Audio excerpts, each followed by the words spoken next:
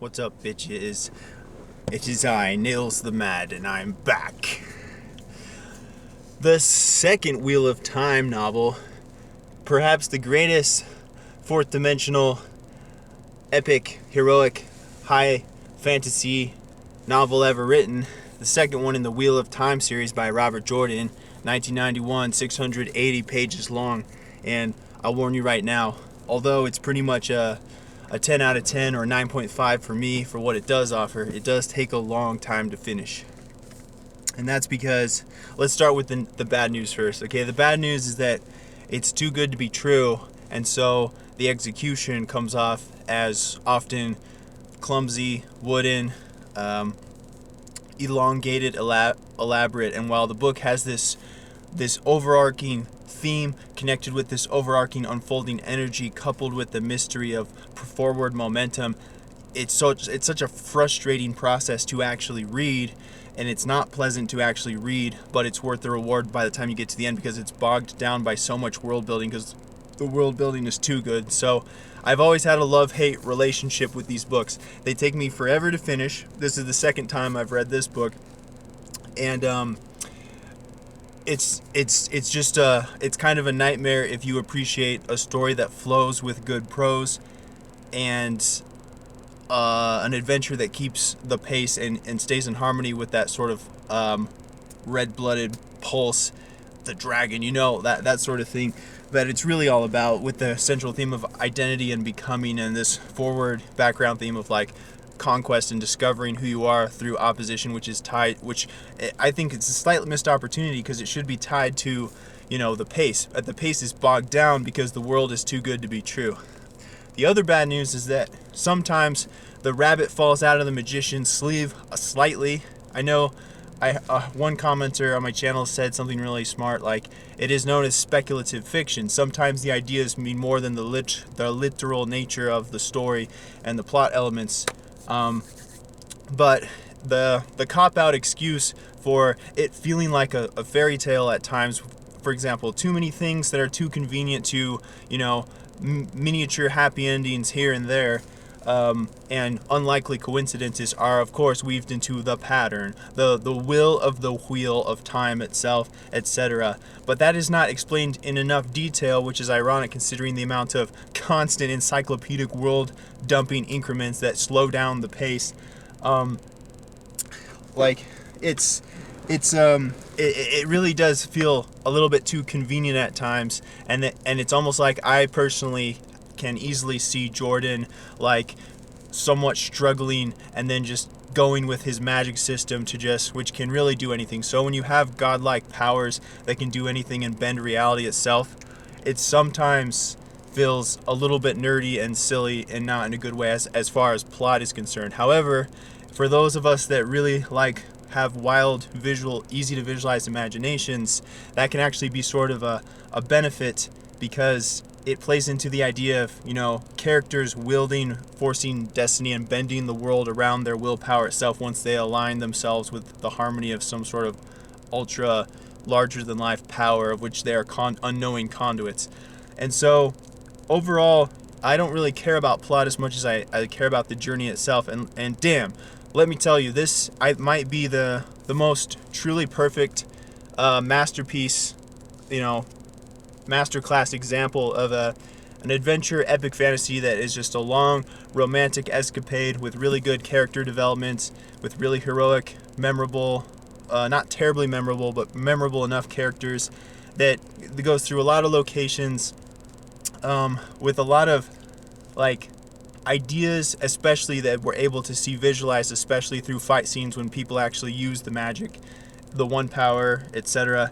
That it really does open and stretch areas of your mind to actually visualize, that feels sort of, in that regard, somewhat like an intellectual process or stretching of the mind.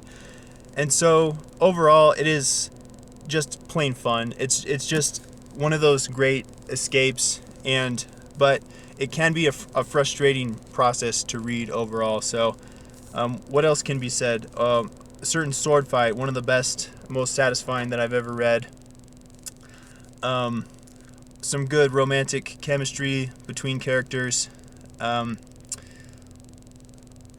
And the idea of multiple realities, multiple worlds, time being a wheel, and one of the greatest themes of all, the ones that probably stick with me the most, is that, there's titles that people find themselves stepping into, but to the level of which they live up to those privileged titles based on, fate, for lack of a better word, is still determinate on their will. So it doesn't have a black and white view of morality. It really comes down to accountability of characters and how they respond to that fate. And so themes about identity, it really makes you think about the role of will, especially obviously through the main character Rand becoming the dragon, that sort of thing. And that'll stay with you forever. Themes regarding how that affects leadership, power, the consequences of your actions. Constantly, I think if there's a central theme of the story, amidst many a rather generic fantasy plot, like I heard one author call it a fetch quest plot, which I thought was funny because it's so much more than that. But if there was a central theme, I think it would really be about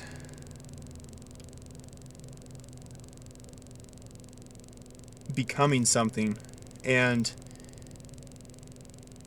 not assigning. For example, with the Aes Sedai, the Children of the Light, the Seanchan, or whatever they're called, the people of Karhian, the people of Tar Valon, Kayemlin, all these different nations and locations, they all have a different, hive mind that has come through a whole bunch of people who don't take individual accountability for their connection to the one power and how to properly use it, supposedly. Yet there's examples of history that tell them how to think. And then the story centers around the people that are actually, pushing the fate of the world and its connection to the one power and how it can make or break reality and human civilization itself. And those people are the people that are willing to go with their moral conscience and act on it.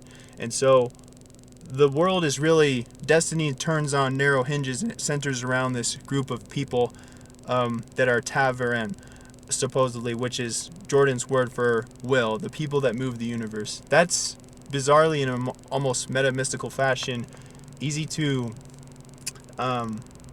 imagine being something like that being real if you actually study, a wide breadth of actual historical figures and events, especially leaders and the sorts of people who try to, for example, characters from the past like Alexander the Great or Jesus Christ, people who claim to be the fulfillment of prophecies and then go on to steer, recreate, and then add to older philosophies. Jordan cross-referenced these real-life emerging patterns through, long, studies of history over his life, him being a historian. And there's something almost that feels like ancestral memory that really resonates with any given person who's open-minded to such possibilities, like mystical. I'm not saying ancestral memory per se, as that's another theme in the story, but things like that, which there's probably some sort of science behind the mysticism that compels you forward to think about. So essentially, all of these warring communities and nations are led by creeds and traditions that are born out of the response of the misuse of the one power that has destroyed, created multiple apocalypses over the Earth's long troubled history. And that has led to a lot of slave-like conditions mentally for a lot of people. So when individuals who are capable of wielding the one power come along and start to step into these roles, even if they're unwilling, they sort of become icons or mascots that represent a movement that steer a lot of people forward. And there's actually has some sort of actual science behind this phenomenon. They become sort of embodying the will of a lot of people. For example, by the end of the story, spoiler alert, mild spoiler, not a big spoiler, Rand is unintentionally, just by his actions, not wanting the title of the dragon or any such thing, starting civil wars, just because of the energy of the will of the people wanting to be free from their mental constraints. This is a universally fascinating and relatable pattern that, it's relatable to conditions of today when we have so many unthinking masses who don't actually insert themselves into the meaning of like more than legends and folklore, but like the foundations, the stories, the ideas and the principles upon which all conventions of our modern systems of law and order are based. And because so it really is about leadership, and it really is about identity, and it really is about becoming something. And very similar in that regard to Frank Herbert's Dune. So I mean, this is is actually a story that has so many original elements, that is, you can project, yourself and think like the characters, how you'd respond as otherwise ordinary people. That these ideas about fate, which are pretty much built for a general audience, universally, timelessly relevant, and extremely emotionally stirring. And Jordan somehow makes it all entertaining at the same time, with like a very perfect, almost perfectly balanced, the writing not so much, but the world building and the progression through that world, and somehow makes it this entertaining unfolding adventure with also coupled with enough mystery about the world to build intrigue and excitement for the world, and manage to feel familiar with certain tropes, which is actually heartwarming at times, especially by the end. No spoilers. And at the same time, totally unpredictable, especially when it gets into some fourth dimensional stuff and ideas that you really don't see coming after you've read the first book. I'd say this is about twice as good as the first book. I'd say that it's like so much more. The world gets bigger, the characters get deeper, the adversaries are more intense. It does take a few unexpected twists and turns. There's more of this world to see, more use of the one power, more magic. It's just better in every way. It's a bigger adventure. I've heard it, seeing the books pulled on Reddit lists. I think this was the second most popular of the entire series of the 15 novels, behind the fourth book, The Shadow Rising. So, which is really interesting. I don't know what that says about me continuing with the series, because I've only read the first 3 novels, and I'm rereading the series, and this time I plan to finish it in its entirety. So I'm it's gonna be a while before I finish. It's gonna probably take me years to finish. I hope not, but it might. So anyway, The Wheel of Time, The Great Hunt, is twice as good as the first book. It's just extremely fun.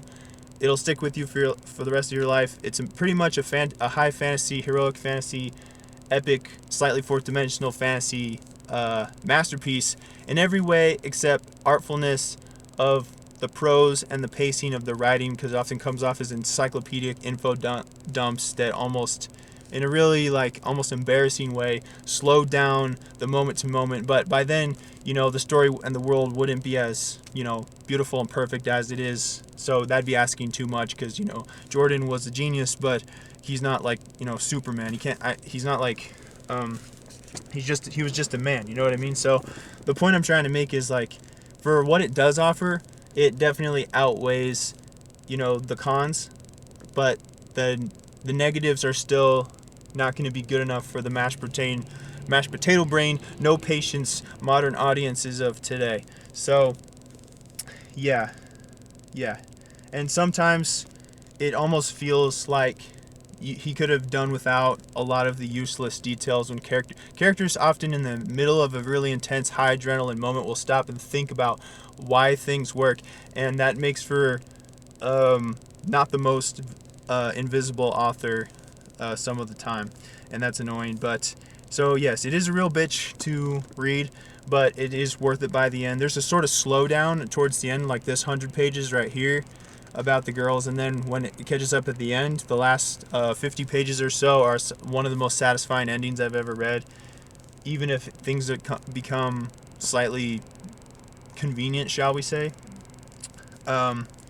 So maybe some pacing issues, but those things really don't matter, considering just how original and fascinating and mysterious and unexpectedly cool, especially with the implementation of the magic and the background and the sense of mystery and epic, that I've never really felt this sort of level of satisfaction when it comes to any adventure story ever than this book, in a certain way, except maybe something like The Lord of the Rings or the Dark Tower series. And this book, it also has a sense of innocence and virtue in the characters that is so phenomenally rare in context in comparison to the modern world now, that it can be inspiring to anyone who's willing to give this book a try. So I can't recommend this book enough. There's a book series like no other.